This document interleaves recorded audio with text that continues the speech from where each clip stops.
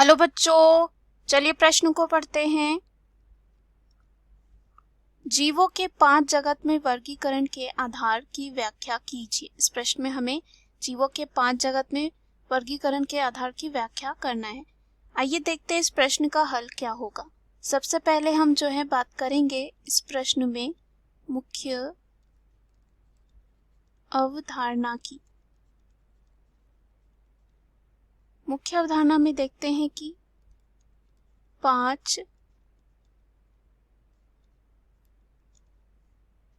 5 जगत प्रणाली क्या है। 5 जगत प्रणाली की बात करें तो 1969 में एक वैज्ञानिक थे जिनका नाम था आर एच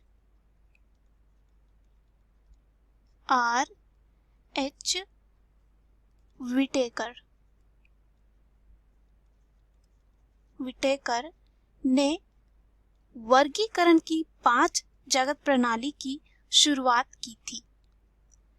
अब यहाँ पे अगर हम बात करें 5 जगत प्रणाली में वर्गीकरण का आधार कोशिका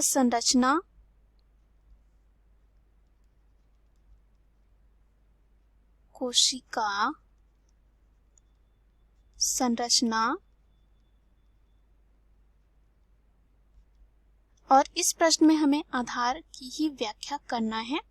तो यहाँ पे वर्गीकरण का आधार जो है कोशिका संरचना, वर्गीकरण का आधार कोशिका संरचना, भौतिक संगठन,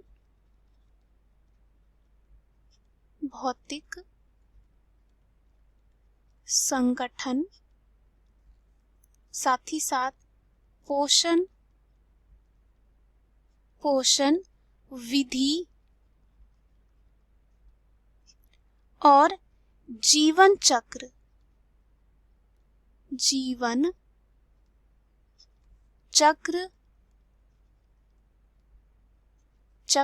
की जटिलता है।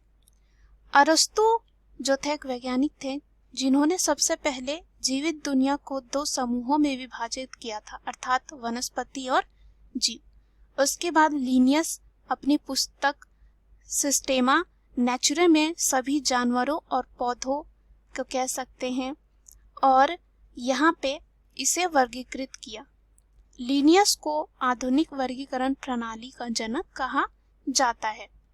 अब यहाँ पे अगर हम देखें आधार में 5 जगत के वर्गीकरण के आधार, तो हमने देखा कोशिका संरचना यानी कि कोशिकीय संरचना।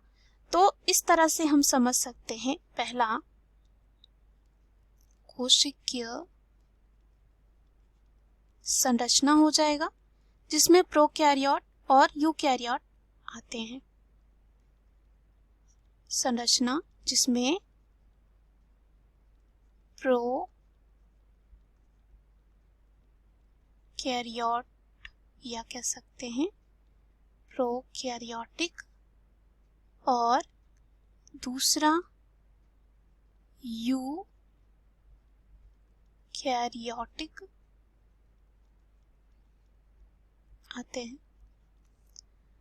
उसके बाद जीव का शरीर एक कोशिकीय हो सकता है, यानी कि एक कोशिका से बने हुए जिसे हम एक कोशिक, और जो बहुत सारे कोशिका से बने होंगे उन्हें बहुकोशिक। तो ये भी आधार हो सकता है। और अभी हमने भौतिक संगठन, पोषण विधि और जीवन चक्र भी देखा, तो यहाँ पे ये भी हो सकता है। बहुकोशिक जीवों की संरचना जटिल होती है, वही एक कोशिक की सरल होती है। तीसरा हम ले सकते हैं आधार कोशिका भित्ति की उपस्थिति।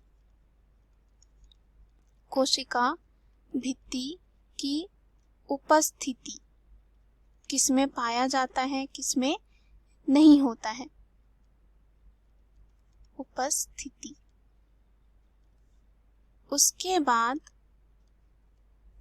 पोषण की विधि, जो हमने ऊपर भी देखा। पोषण की विधि यानी कि स्वपोषी है या नहीं, यानी कि अपना भोजन खुद बना सकते हैं या नहीं, या कह सकते हैं स्व पोषण की क्षमता